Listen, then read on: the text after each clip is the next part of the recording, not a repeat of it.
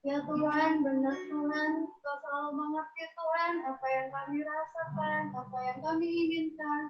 Kau selalu peduli kami Tuhan, di waktu kami nakal, di waktu kami lupa Engkau Tuhan, tapi Engkau nggak pernah lupa kami Tuhan. Kau selalu peduli kami Tuhan, Kau selalu sayang kami Tuhan. Tuhan, kita saatnya Tuhan, kami mau mendengarkan sebagian dari firman-Mu Tuhan. Buka mata telinga kami Tuhan, dan hati kami untuk fokus tertuju padamu Tuhan. Fokusan kami Tuhan, agar apa yang kami lihat, apa yang kami dengar Tuhan, firman-Mu Tuhan dapat bertumbuh di dalam kehidupan kami Tuhan, dan menjadi damai dalam kehidupan kami Tuhan. Terima kasih Tuhan Yesus. Haleluya. Amin. Thank you Kak Triska. Sekarang kita mau dengar firman Tuhan ya adik-adik. Silakan Kak Martin. Oke, shalom semuanya yang lagi happy, seneng karena ibadah ini. Tangannya digoyang-goyang yuk di samping kepala. Hai. Kita tunjukin kepada Tuhan bahwa kita senang sekali ibadah hari ini. Yeay. Oke, jadi Kak Martin mau menjelaskan mengenai firman hari ini. Kakak akan pakai slide presentasi. Kita buka dulu ya.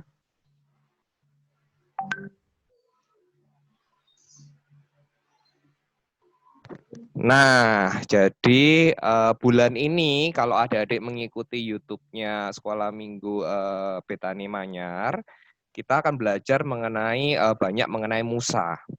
Nah, setelah berminggu-minggu kita belajar mengenai Musa, ini adalah semacam kayak kesimpulannya yang juga kakak dapat setelah kakak baca kitab Keluaran juga, setelah lihat videonya juga, kakak ingin cerita tentang perfectly God. Artinya Tuhan kita yang sempurna based on story atau ceritanya dari Musa.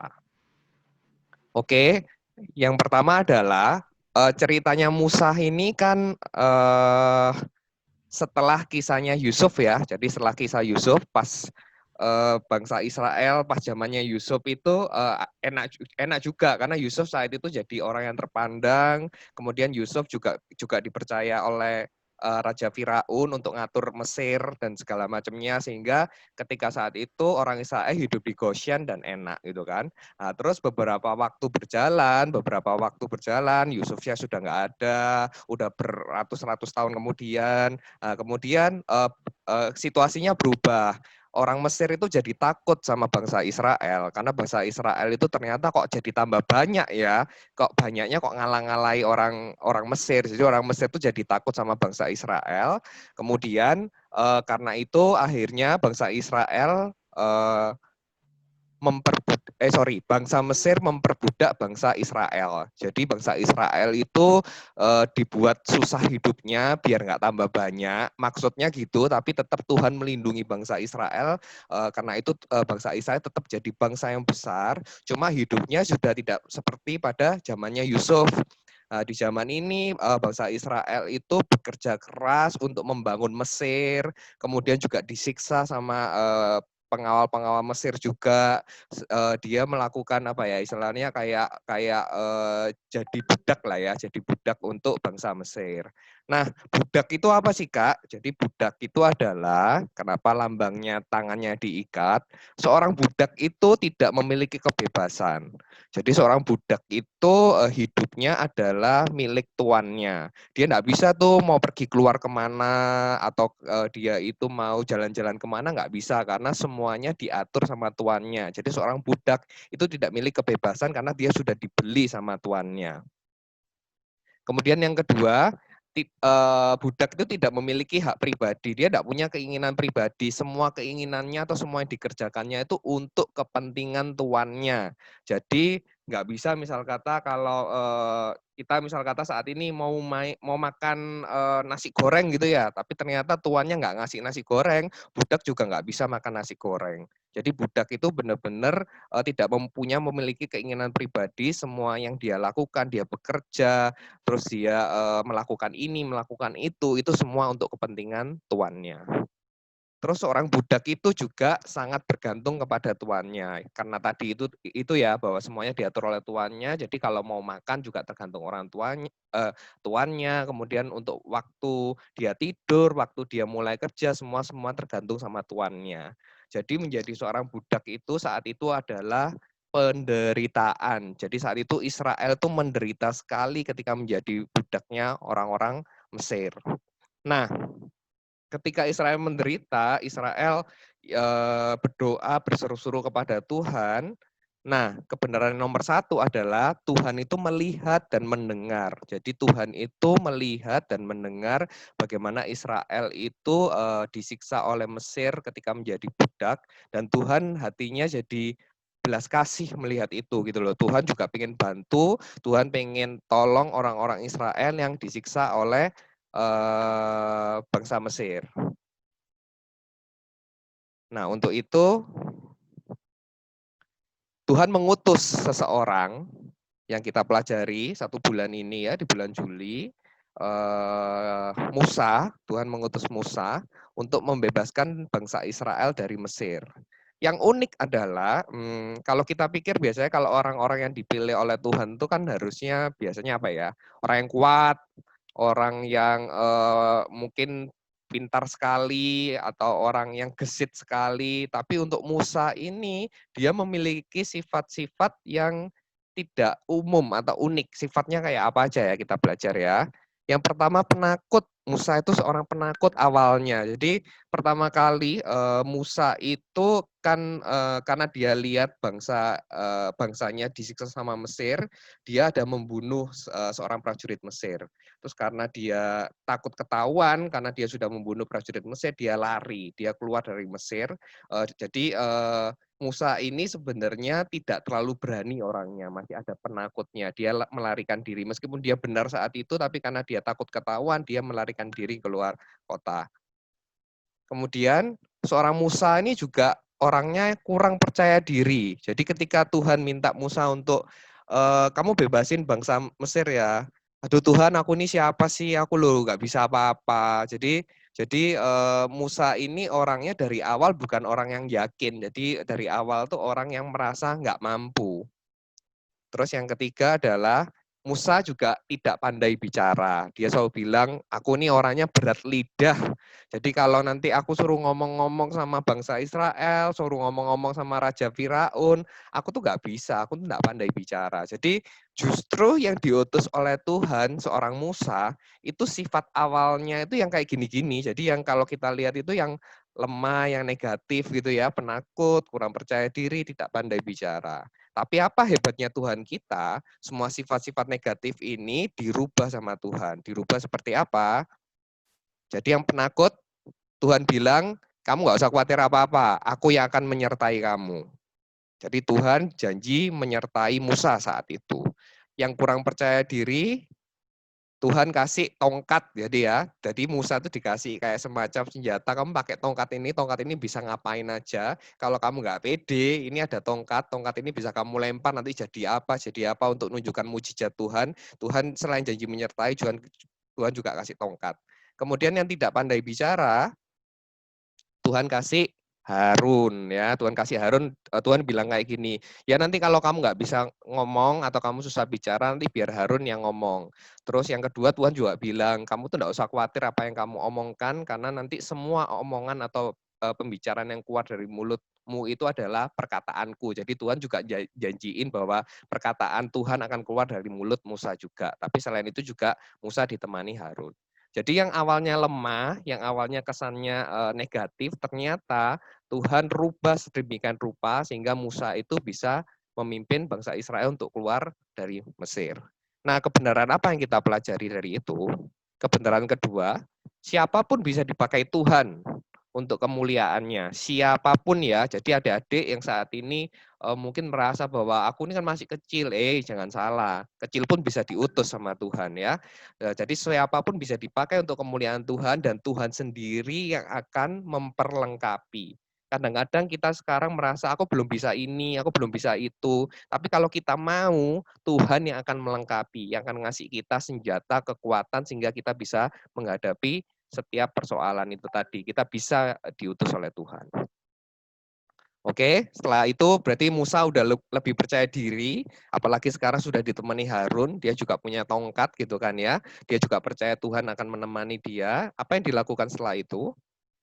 Nah, pembebasan bangsa Israel itu pertama kali dimulai dari Musa dan Harun ini menemui Raja Firaun untuk meminta orang Israel dibebaskan. Dia bilang, biarkan orang Israel itu beribadah kepada Tuhan, tolong bebaskan. Semuanya diminta, jadi laki-laki, perempuan, anak-anak, hewan, dan semuanya itu Musa sama Harun bilang, tolong bebasin, biarkan kami beribadah kepada Tuhan kami. Tapi apa yang terjadi, ternyata hatinya Firaun ini keras banget. Dia nggak mau loh apa-apaan. Kalau kamu tak bebasin nanti yang kerja buat aku siapa? Kok enak kamu bebas-bebas gitu kan ya. Akhirnya Raja Firaun ini keras hatinya dan tidak mau membebaskan bangsa Israel. Tapi Tuhan kita adalah Tuhan yang kuat, Tuhan yang ajaib. Apa yang dia lakukan, yang Tuhan lakukan?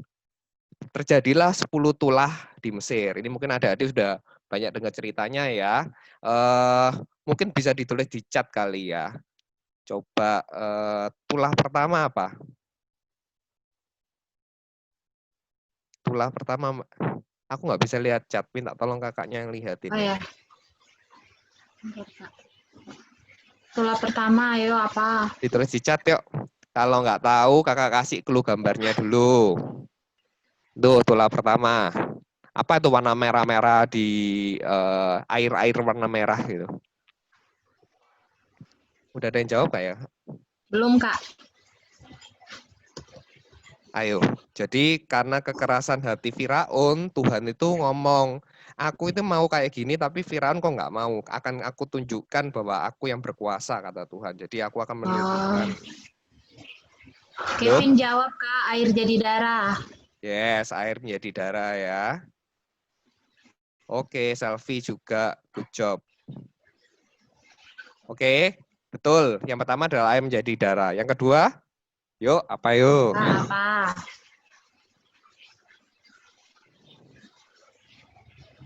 Mana ya catnya? Nggak bisa lihat. Yang kedua. Ada yang jawab nggak sih udah? Belum, Kak, yang kedua. Yang kedua tuh apa? Gambarnya udah jelas-jelas loh itu. Lompat-lompat begitu kan. Nah, Sydney jawab, Kak, tulah kodok. Tulah, kodok, atau kata ya. Jadi seluruh Mesir dipenuhi oleh kodok atau kata. Yang ketiga, apa ini? Oke. Apa? Ini sebenarnya kalau di Alkitab, apa udah ada yang jawab belum?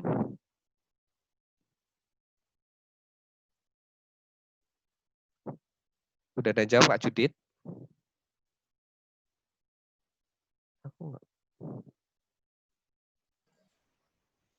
Yosef jawab, Pak. Apa? Nyamuk.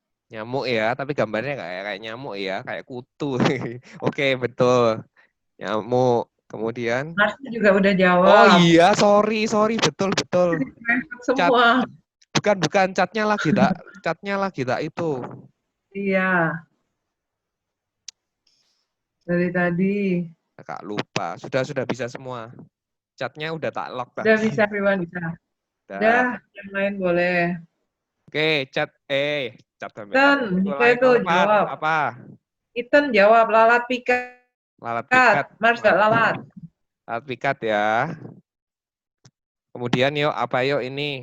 Gelempangan ini, ternaknya kenapa nih? Kena apa nih? Ternaknya gelempangan. Penyakit sampar, kata Fanny sama Jaden. Yes, betul. Penyakit sampar. Nah, ini kenapa nih tutul-tutul merah ini? Barah, betul ya. Jadi barah itu kayak bentol-bentol kayak gitu ya. Semua orang Mesir kena kayak gitu. Kemudian ada apa? Nah, apa itu? Hujan es, kata Joseph. Yes. Hujan es dan api. Hujan es. Terus? Ethan jawab, Kevin jawab, Marsi jawab. Selin juga jawab. Kedelapan, ayo. Kedelapan. Oke. Yes, good, Marsi. Belalang ya, Fanny juga. Good, Fanny. Oke. Terus ini apa ini ya? Nah, ini gambar apa? Hitam. Tulah ke-9. Tulah ke-9. Apa ya? Ya, Jocelyn, gelap. Gelap. Gulita, Ya, gelap Ethan, gulita. Kevin. Good. Oke. Good. Dan tulah yang terakhir, tulah yang bikin Raja Firaun kapok-kapok sampai dia bilang, udah wes, orang Israel pergi aja, Lepas. adalah apa yo ini yo? Apa? Ya, Joseph, kematian anak sulung. Yes, kematian Anak anak sulungnya sulung. siapa ya? Anak sulung siapa?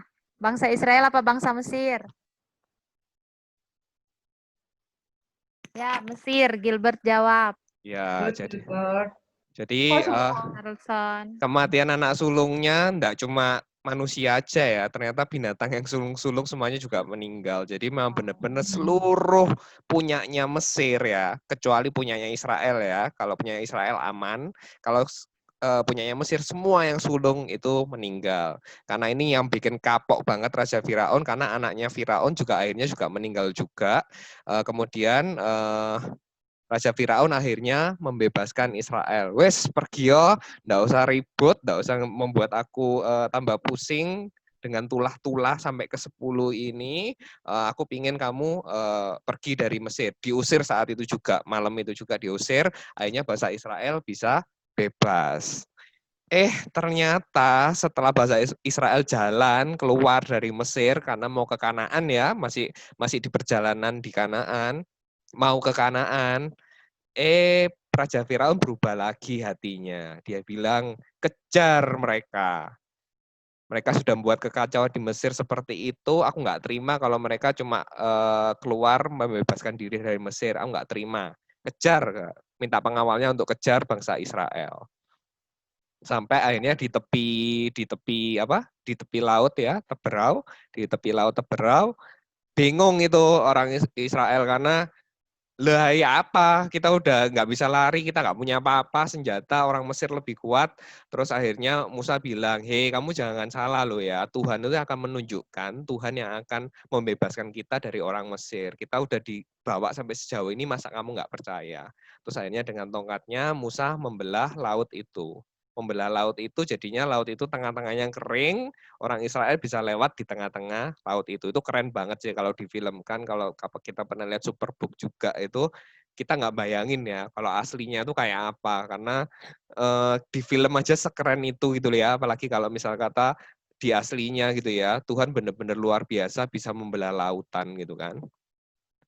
Nah, kemudian itu pengawal itu masih nggak terima. Jadi laut terbelah pun itu pengawal itu masih ngejar bangsa Israel di tengah-tengah laut yang terbelah itu tadi gitu kan. Terus akhirnya setelah bangsa Israel sampai ke tepian, Musa mengembalikan dan laut itu akhirnya menelan atau laut itu istilahnya kembali seperti semula dan tentara Mesir yang masih ada di sana akhirnya tentara Mesirnya juga meninggal atau mati karena ditelan sama lautnya. Nah, itu perjalanan awal dari bangsa Israel yang keluar dari Mesir. Kita belajar apa dari yang hal ini? Yang pertama pasti bangsa Mesir gagal ya karena tidak bisa mengejar bangsa Israel. Terus kebenaran yang nomor 3 adalah kita belajar bahwa Tuhan itu adalah maha besar.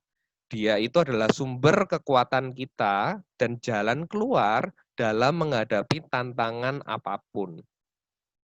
Ya, jadi kakak setelah dengar Musa, cerita Musa sampai akhirnya bangsa Israel dibebaskan, kemudian terakhir kejadiannya di Laut Teberau ini, kakak berpikir bahwa Tuhan kita itu kenapa kita sebut tadi perfectly God atau Tuhan yang sempurna? Karena di satu sisi ketika kita lagi susah, kita lagi sedih, Tuhan itu peduli. Jadi ada rasa belas kasih, ada rasa peduli sama kita ketika kita tuh ngomong masalah kita sama Tuhan.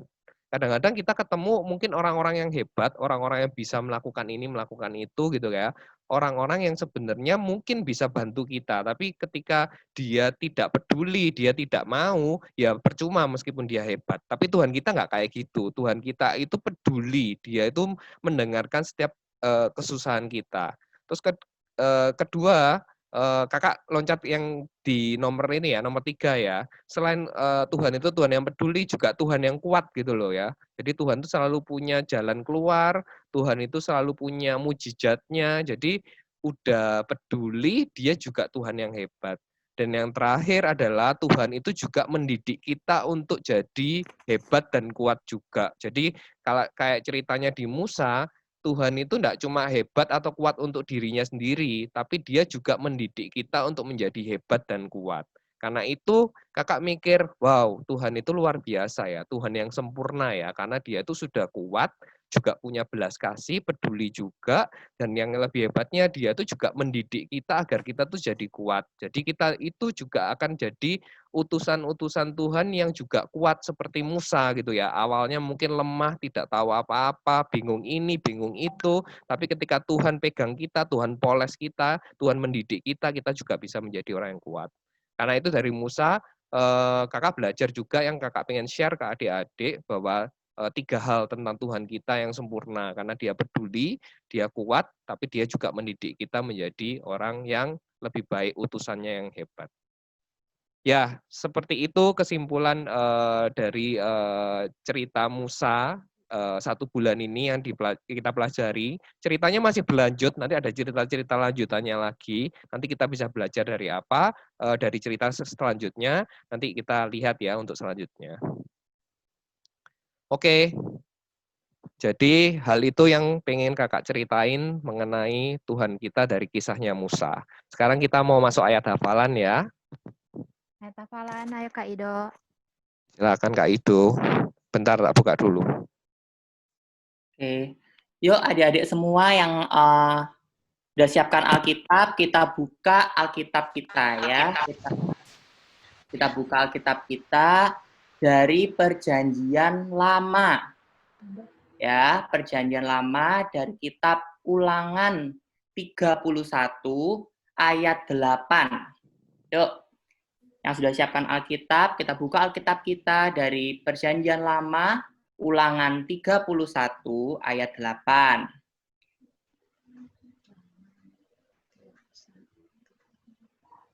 Oke, kita baca sama-sama ya. Ulangan 31 ayat 8. Sebab Tuhan, Dia sendiri akan berjalan di depanmu, Dia sendiri akan menyertai engkau, Dia tidak akan membiarkan engkau dan tidak akan meninggalkan engkau. Janganlah takut dan janganlah patah hati. Ya, kita baca sekali lagi yang lebih keras. Semuanya bisa lihat kakak ya. Ikutin gerakannya kakak supaya lebih mudah untuk menghafal. Oke. 1, 2, 3. Ulangan 31 ayatnya yang ke-8. Sebab Tuhan, Dia sendiri akan berjalan di depanmu. Dia sendiri akan menyertai engkau. Dia tidak akan membiarkan engkau dan tidak akan meninggalkan engkau. Janganlah takut dan janganlah patah hati. Ya, ayat hafalan ini kita hafalkan supaya apa? Supaya kita lebih paham, kita lebih mengerti tentang firman Tuhan tadi. Oke. Nah, sekarang sebelum kita menutup ibadah ini, mari kita berdoa ya. Semuanya lipat tangan, tutup mata, kita berdoa. Terima kasih Tuhan untuk firman yang sudah Engkau sampaikan kepada kami. Kiranya firman Tuhan tadi dapat menjadi berkat bagi kami dan dapat menjadi berkat bagi orang-orang di sekitar kami. Mampukan kami Tuhan agar kami bukan hanya menjadi pendengar-pendengar firman-Mu, tapi kami dapat menjadi pelaku-pelaku firman-Mu. Di dalam nama Tuhan Yesus, kami sudah berdoa dan mengucap syukur. Haleluya. Amin. Amin.